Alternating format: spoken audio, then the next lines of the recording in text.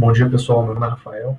Vou estar apresentando para vocês o terceiro trabalho da disciplina de fenômenos de transporte, administrada pelo professor Luiz Gustavo, que é a medição da umidade relativa na cidade de Uberlândia. Então, vamos lá. Uma pequena introdução sobre o tema. A gente vai falar o que é transferência de massa, a importância desse fenômeno e as principais aplicações que a gente tem desse fenômeno. Então, o fenômeno de transferência de massa, ele se dá quando a gente tem uma diferença de concentrações entre duas espécies. Então a gente tem um lado A, que está mais concentrado na espécie, e um lado B, que está menos concentrado. E essa diferença de concentração é a força motriz para que haja transferência de massa de um lugar para o outro.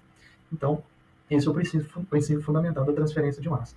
Ela é muito importante porque ela envolve processos que englobam praticamente toda a nossa vida. Então, a gente tem processo de transferência de massa no nosso corpo, no meio ambiente, no ar atmosférico, na atmosfera, nos animais, em indústrias, indústria de processo químico, indústria de materiais. Então, é um fenômeno muito importante que precisa muito bem ser estudado e entendido por nós e pela sociedade.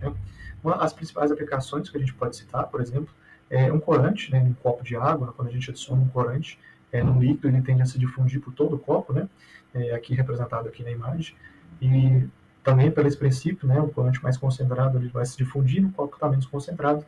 Um outro exemplo é uma roupa secando no varal, uma roupa concentrada, com umidade, com água, e o ar atmosférico não está tão concentrado com água em relação à roupa, então a umidade desloca da roupa para o ar atmosférico. Então é um outro exemplo que a gente pode dar desse fenômeno de transferência de massa.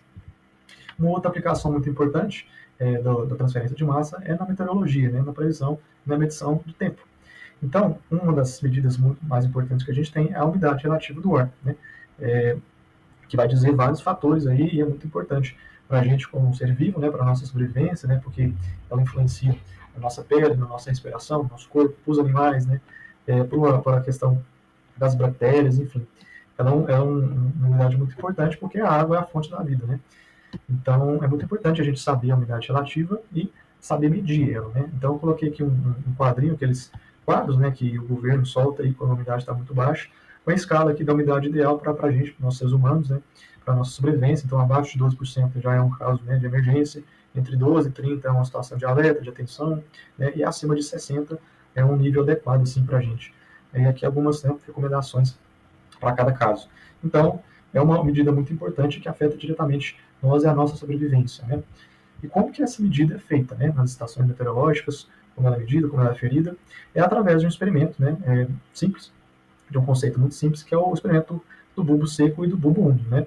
A gente tem basicamente dois termômetros. Um termômetro ele está exposto ao ar atmosférico em condições normais, e o outro termômetro ele está exposto também, só que no bulbo dele a gente tem um algodão umedecido com água, e a gente coloca nele aqui, e como o algodão ele está mais rico em água, ele tem mais concentração de água, essa água vai tender a migrar do algodão para o ar atmosférico, e vai ter a redução de temperatura aqui no termômetro, devido a esse fenômeno. E essa diferença de temperatura a gente consegue medir, então, através de cartas psicométricas e cálculos, qual é a umidade relativa e a umidade absoluta naquela região, naquele determinado local, naquela determinada hora. Então, basicamente, é assim que funcionam as medições das estações meteorológicas. E dessa forma, qual que é o objetivo desse trabalho? É calcular a umidade relativa do ar na cidade de Uberlândia ao longo do dia, utilizando o método do bulbo seco e do bulbo úmido. A coleta foi realizada no dia 26/6, das 8 da manhã às 17 horas, com aferições de hora em hora. Determinar a variação da umidade relativa conforme as mudanças de temperatura e condições atmosféricas durante o dia, comparar os valores que a gente obteve com os dados do IMET, para aferir a precisão do nosso resultado. Vamos falar um pouco então sobre a teoria do nosso trabalho. Ela começa com uma analogia entre o transporte de quantidade de movimento, massa e energia. Essa analogia foi proposta por Reynolds, o mesmo do número de Reynolds. Essa é a analogia, ela tem uma parcela para o transporte de massa, uma para o transporte de calor e uma para o transporte de quantidade de movimento. Só que ela tem um problema, ela tem uma aplicabilidade muito baixa. Ela é válida somente para quando o número de Schmidt e o número de Prandtl são 1, tá? Aqui os dois são a razão entre a viscosidade cinemática e o coeficiente difusivo, tanto para a massa quanto para o calor. Só vale para geometrias planas e quando não tem arraste, nem reação química, nem dissipação viscosa e nem energia radiante. Posto isso, esses dois engenheiros cientistas, Chilton e Colburn, propuseram uma correção para a analogia de Reynolds, a analogia de Chilton-Colburn, que coloca o número de Schmidt e o número de Prandtl e leva a analogia de Reynolds a um patamar um pouco mais aplicável. A gente pode aplicar agora para números de Prandtl entre 0,6 e 100, números de Schmidt entre 0,6 e 2.500.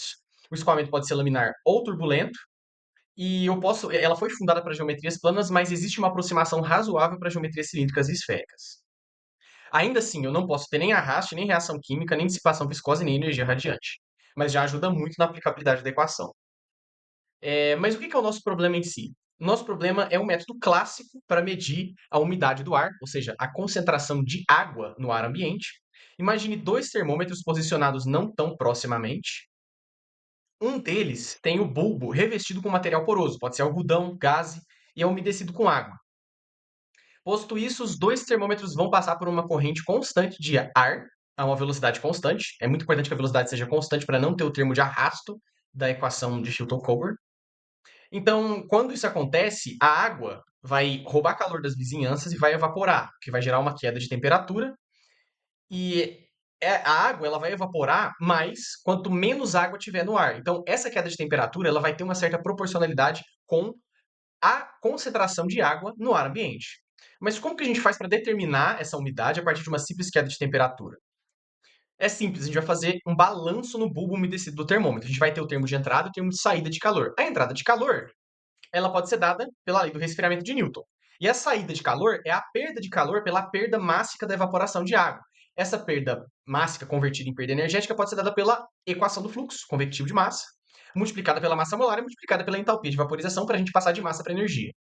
Então a gente vai ficar com algo desse tipo aqui. Perceba que ainda assim nós temos aqui o H e o Kc, que são grandezas matemáticas, grandezas termofluidodinâmicas um pouco difíceis de conseguir, mas a gente pode fazer uma simplificação. Perceba que H sobre Kc, esse termo aqui, ele tem na analogia de Chilton-Coburn. A gente pode, eu vou trazer a analogia aqui, a gente pode pegar essa analogia e isolar o H sobre Kc, e a gente vai ter essa expressãozinha aqui. Substituindo, a gente fica com essa equação no final, que permite calcular a concentração de água no ar ambiente, o Ca infinito, em função da diferença de temperatura entre o termômetro seco e o termômetro úmido. Mas como é que a gente vai calcular a umidade relativa? A umidade relativa ela é uma porcentagem que leva com relação à umidade de saturação. Ou seja, se o ar está 100% saturado, a umidade relativa dele é 100%. Então, o quão saturado está o ar é o que vai me dar a umidade relativa. Então, como que a gente pode calcular ela? Ela é dada pela razão entre a pressão de vapor da água e a pressão de saturação da água nas condições em que o problema acontece. Como que a gente calcula a pressão parcial? A pressão parcial, que é P vezes a fração de A, né, de água, é dada pelo produto entre a concentração de água no ambiente, que a gente tem, que a gente conseguiu do nosso experimento, vezes R vezes T, equação de Clapeyron. E a pressão de saturação pode ser calculada por Antoine. Sendo assim, com uma simples diferença de temperatura entre dois termômetros e mais duas equações, a gente consegue calcular a umidade relativa. Agora será apresentada a metodologia utilizada para a realização dos experimentos. Inicio trazendo aqui os materiais necessários e que foram utilizados, sendo eles algodão, água, termômetro e ventilador, que são materiais simples e de fácil acesso, mas que permitem a montagem do experimento capaz de determinar a umidade relativa do ar com boa precisão. Bom, trago então a montagem do aparato experimental em si, que foi utilizada. Essa imagem representa muito bem a montagem do aparato experimental, apesar de não ser real, é uma imagem gerada por inteligência artificial, mas que condiz muito com a realidade. Nós temos um ventilador posicionado à frente de dois termômetros, um termômetro com bulbo úmido e um termômetro com bulbo seco, sendo o termômetro de bulbo úmido envolto por algodão e umedecido com água. Algumas considerações sobre esse experimento é que ele foi feito na sombra, sem exposição direta ao sol, pois a gente precisa evitar a radiação solar, uma vez que ela não está sendo estudada e sendo desconsiderada nesse experimento. O ventilador tem a função de fornecer uma corrente de ar com velocidade constante, pois nós precisamos garantir, né, uma velocidade constante para ter confiabilidade dos dados obtidos. A coleta dos dados foi feita de 8 horas da manhã até as 17 horas da tarde do dia 26 de junho de 2025, dentro da Universidade Federal de Uberlândia, campus Santa Mônica, que é onde fica a estação meteorológica que nós vamos comparar os dados também. Com os dados obtidos, então, para obter a umidade relativa do ar, foi utilizada essa carta psicométrica que está apresentada, e na vertical nós lemos os valores de bulbo seco e nas diagonais os valores de bulbo úmido. Fazendo a interseção entre essas duas retas, nós vemos qual é a curva de umidade relativa do ar que passa por essa interseção e, se for necessário, pode ser feita uma interpolação. No caso desse exemplo que está apresentado, se nós tivéssemos essa temperatura de bulbo seco de 40 graus Celsius e uma temperatura de bulbo úmido de 30 graus Celsius, nós teríamos a curva de 50% passando pela interseção entre elas, o que indica uma umidade relativa do ar de 50%. Bom, todos os dados obtidos de umidade relativa do ar, para se ter uma maior confiabilidade e análise dos dados, os dados foram comparados pelos dados disponibilizados pelo Instituto Nacional de Meteorologia, o IMET, onde a estação de Uberlândia fica dentro do campus da Universidade Federal de Uberlândia, próximo a onde o experimento foi realizado. Então, os dados são disponibilizados a cada hora, e a cada hora nossos dados foram coletados e comparados aos originais. Eu sou o Felipe e venho apresentar os resultados. De acordo com o procedimento experimental, foram obtidas temperaturas no bulbo seco e para o bulbo úmido nos respectivos horários do dia. Iniciando então as leituras às 8 horas da manhã, o bulbo seco indicou a temperatura de 19 graus Celsius e o bulbo úmido de 16,5. Por meio da carta psicométrica, é possível obter a umidade relativa, fazendo a leitura, então, da temperatura de bulbo seco na vertical e a temperatura de bulbo úmido na diagonal.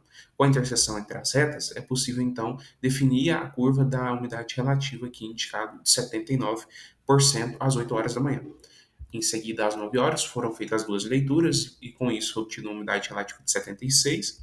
Às 10, 66. Então, é observado um decréscimo da umidade relativa com o aumento do horário, né, com o aparecimento do sol, das 8 horas até as 10 até então.